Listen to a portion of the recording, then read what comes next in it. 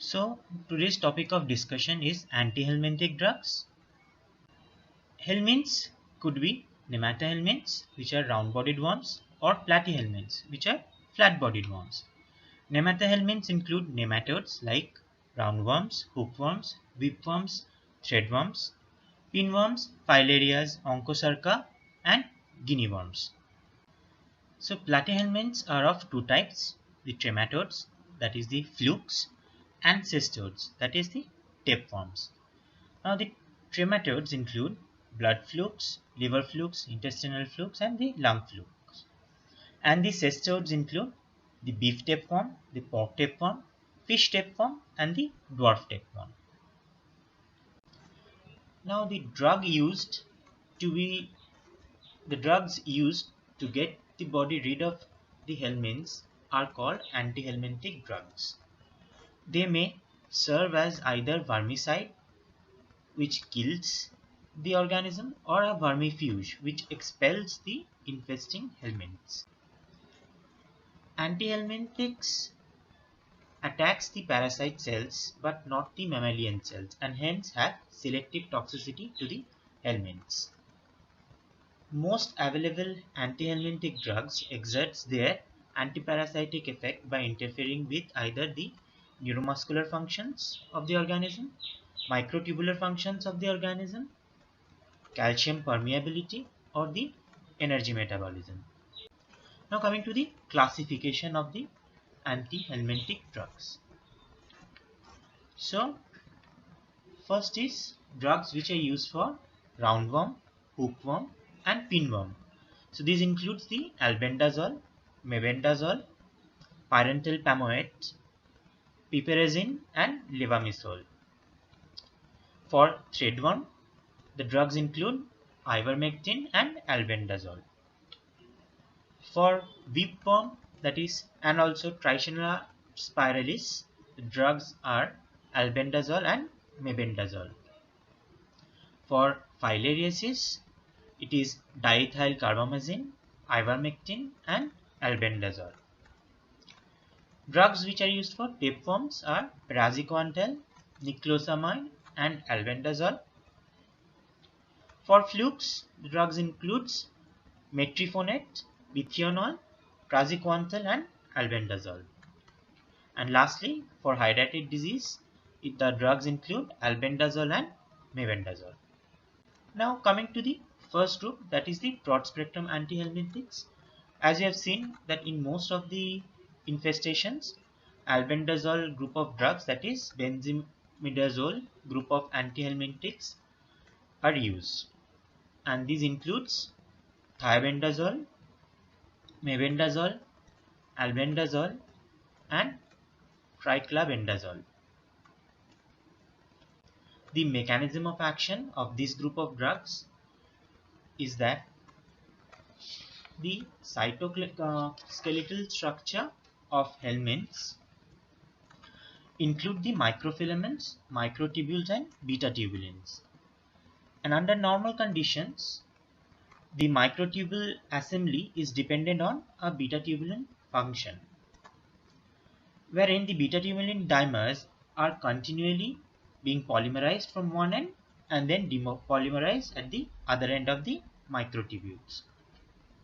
Now the benzimidazole, what it does, it binds to the beta tubulin and prevents their assembly, that is their polymerization, resulting in the breakdown of the cytoplasmic microtubules. This leads to selective and irreversible inhibition of glucose uptake by the organisms, and ultimately resulting in depletion of the parasite's glycogen stores, reduced formation of ATP, disruption of the metabolic pathways, and ultimately resulting in the death of the parasite. Now next part is the pharmacokinetics. So absorption after oral administration of mebendazole is erratic, and absorption is increased if the drug is ingested along with fatty meals. It is extensively metabolized into its inactive metabolites in the liver, and excreted mainly in urine and feces. Half-life of mebendazole is about 2 to 6 hours. Adverse effect of this mebendazole, usually it is well tolerated. However, adverse effects like diarrhea, nausea, vomiting and abdominal pain have been reported, and also allergic reactions, loss of hair and granulocytopenia has been reported along with the high dose. It is contraindicated during pregnancy and in patients of liver cirrhosis. So about the uses and administration of mebendazole. So it is used in roundworm, hookworm or whipworm infestation. About 100 mg twice a day for 3 consecutive days is required, and this dose is for adults and children above 2 years, and about half the dose is required for children below 1 to 2 years. And a 7-day course may be required in case of heavy trichuriasis. It is also useful in pinworm infestation, trichinosis, hydatid disease and guinea worm infestation.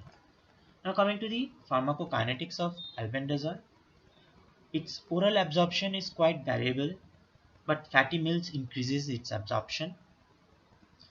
It is rapidly metabolized in the liver to an active sulfoxide metabolite, which has a wide distribution in different tissues like bile, the cerebrospinal fluid and the also hydatid cysts. Its half-life is about 8 to 12 hours. Now coming to the adverse effects of albendazole. So it is also well tolerated, but side effects like dizziness, gastrointestinal side effects have been noted, and on prolonged use, such as in case of treatment of hydatid cyst or in cysticercosis, it has been reported to cause headache, fatigue, fever, alopecia, jaundice and neutropenia. It has been found to be teratogenic in animals and therefore contraindicated in pregnancy. Now coming to the use of albendazole.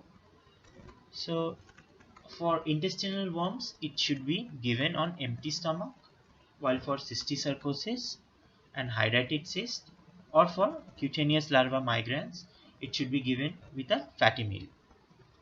Now it is useful in roundworm, hookworm, whipworm and pinworm infestation as a single dose of 400 milligrams, and this is for adults and children above 2 years, whereas half the dose is required for children between 1 to 2 years of age. A 3-day treatment may be required in case of heavy trichuriasis. It is also useful in case of tapeworm and threadworm infestation, in case of trichinosis, cutaneous larva migrans, hydatid disease. In case of filariasis, it may be added as an adjuvant along with diethyl carbamazine or ivermectin, and also useful in treatment of neurocysticercosis, where albendazole is the antihelminthic of choice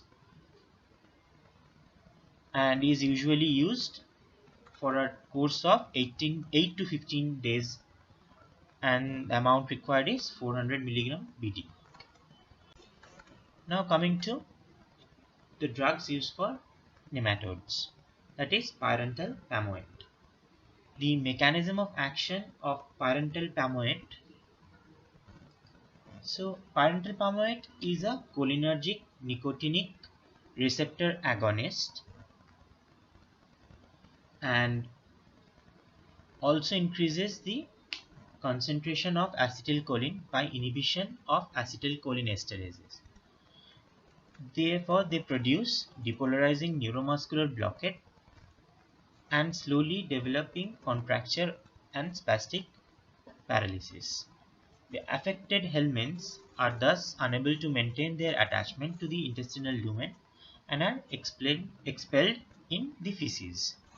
Adverse effects is occasionally are the GI symptoms, headache and dizziness.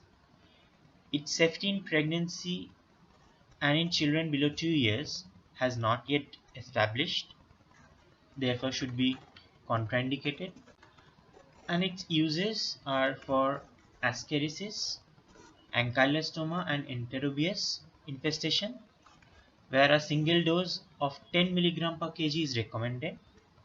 A 3-day course for Necator americana and for strongyloides has been suggested. Now the next drug is levamisole. The mechanism of action of levamisole is similar to that of parental pamoate, that being is a cholinergic nicotinic receptor agonist, increases the concentration of acetylcholine by inhibition of acetylcholinesterase enzyme, and therefore they produce depolarizing neuromuscular blockade and slowly developing contraction and spastic paralysis. The affected helminths thus are unable to maintain their attachment to the intestinal lumen and are expelled along with the feces. Now coming to the adverse effect of levamisole, a single dose is well tolerated and incidence of nausea, abdominal pain, giddiness, fatigue, drowsiness or insomnia is low.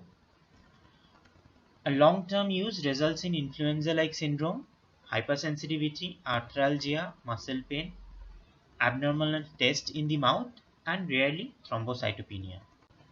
Uses, it's restricted to the treatment of roundworm and hookworm manifestation.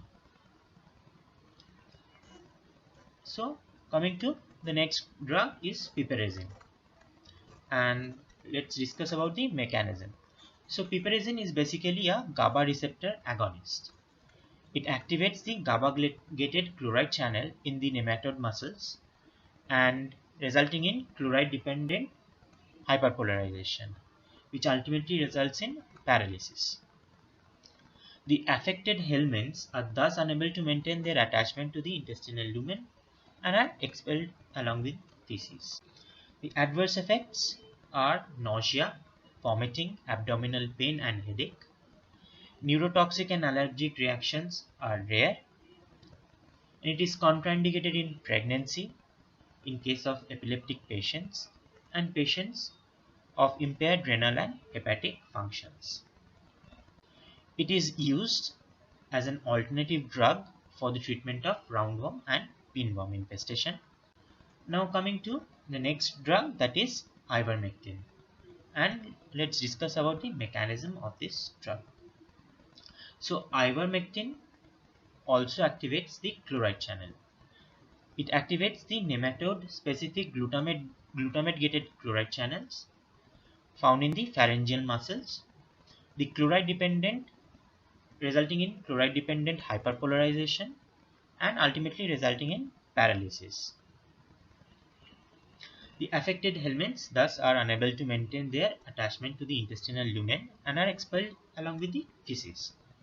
Coming to the adverse effects, cause fever, pruritus, arthralgia, postural hypotension, tachycardia, edema, lymphadenopathy, sore throat, cough and headache, and are contraindicated in pregnancy and in children below 5 years of age. Coming to its uses, it is active against filariasis. It is the drug of choice in case of onchocerciasis. Useful in treatment of disseminated strongyloidosis, and is the only drug active orally in scabies and pediculosis. Now the next drug is diethyl carbamazine. Now first discuss its mechanism of action. It is a piperazine derivative. It hyperpolarizes the worm's musculature so that they are expelled. So it alters the microfilarial membrane surface characteristics so that they are subsequently phagocytosed by the tissue fixed monocytes. It also blocks the production of prostaglandins, resulting in capillary vasoconstriction and impairment of the passage of microfilaria. Coming to its adverse effects, these are nausea, loss of appetite, headache, weakness and dizziness. These are the usual complaints. Fever with rash, pruritus, lymphadenopathy, leukocytosis, eosinophilia, edema, proteinuria, bronchospasm, and hypotension may occur due to mass destruction of the microfilaria and adult worms. So its uses are, it's the drug of choice for treatment of lymphatic filariasis due to Wuchereria bancrofti, Brugia malai, and Loa loa. And its combination with albendazole provides synergistic response compared to diethyl carbamazine alone. It is also used in prophylaxis of loiasis and also filariasis. It is also useful in tropical pulmonary eosinophilia. Now coming to drugs useful in cystosis. And the first drug is niclosamide. And the mechanism of action is that it acts by inhibiting the oxidative phosphorylation in the mitochondria of the adult cystode, thus interfering with the anaerobic generation of ATP by the tapeworm, which is detrimental to the parasite. The result is an expulsion of the dead worms along with feces. Adverse effects: usually it is well tolerated. Minor abdominal symptoms are produced occasionally. Malaise, pruritus, and lightheadedness are rare. Niclosamide is safe during pregnancy and in patients with poor health. Coming to this highly effective drug against cestodes like Tinea saginata, Tinea solium, Diphyllobothrium latum, and Hymenopsis nana. Now coming to the next drug, that is praziquantel, and these are drugs useful in trematodes as well as cestodes. Coming to its mechanism, it causes influx of calcium from endogenous stores of the cestodes, resulting in intense contraction and subsequent expulsion of the worm from the gut. In schistosomiasis, praziquantel induced influx of calcium damages the tegument, causing vacuolations, which exposes the hidden parasite antigens to which the host antibodies binds and destroys them by phagocytosis. Coming to its adverse effects: drowsiness, dizziness, headache, nausea, vomiting, abdominal pain, pruritus, urticaria, skin rashes with eosinophilia may occur, and this is due to release of proteins from the dying worms. Contraindicated in pregnant women and in children below 5 years of age, and in ocular cysticercosis. Its uses are in tapeworm like infestations like Tinea saginata, Tinea solium, Hymenopsis nana, and Diphyllobothrium latum. Also useful in schistosomiasis for Schistosomia mansoni and Schistosomia hematobium and Schistosomia japonicum. It is effective against other flukes except for Fasciola hepatica, and also in neurocysticercosis it can be used. So drugs against trematodes. The first one is metryphonin. It is a organophosphorus compound and has a action which resembles that of pyrantel palmate. So it is basically after oral administration, it is converted into its active metabolite, that is dichlorvos, which in turn inactivates the acetylcholinesterase and resulting in increased acetylcholine concentration. And this potentiates depolarizing neuromuscular blockade of Schistosomia hematobium. So this is the mechanism of metryphonin. So the second drug is bithianol. It is similar to that of mechanism is similar to that of niclosamide. It acts by inhibiting the parasite specific oxidative phosphorylation, thus interfering with the anaerobic generation of ATP by the helminths, which is ultimately detrimental to the parasite. This ultimately results in the expulsion of the dead worms along with feces. So cysticercosis of various organs, including brain, occurs in Tinea solium infestation, and this occurs due to migration of the larva from the gut to various tissues via the bloodstream. The antihelminthic drugs kills the larva and precipitates the focal reaction, resulting in meningeal irritation, rise in intracranial pressure, seizures, and other neurological.